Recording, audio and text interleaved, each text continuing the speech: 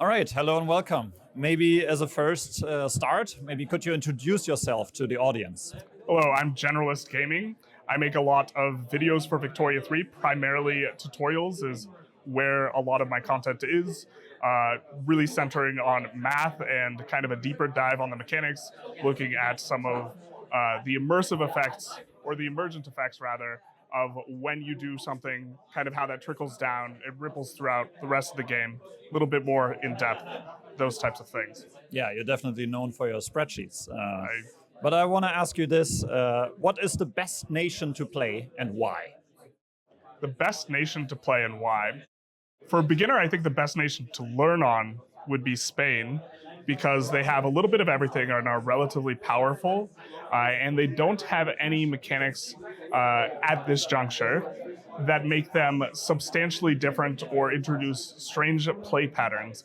They also have a lot of opportunity for growth and lead to a pretty strong sort of game that can be a lot of fun where you don't feel too strong at the start. You can set a lot of different goals. And so I would say Spain is probably the best nation to play. Cool. If you had to single out like one mechanic in Victoria 3 that you really like to engage with, what would it be?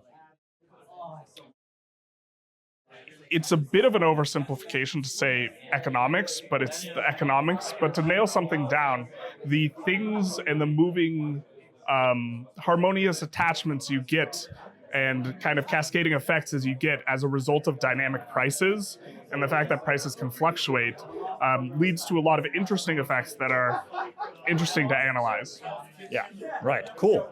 We're providing what's called fika to you, which is like a little snack in between presentations. How do Yes. you like it? I like it. It's good. It's a Danish that is cinnamony, or Danish might not be the right word. It's Danish, I think you're making a lot pastry. of Swedish enemies right now. That's true. Maybe that was my intention. it's very good. It's a cinnamon pastry. Oh, awesome. It's good. Awesome. And then I asked that everybody, if you could design a dream expansion, what would it focus on?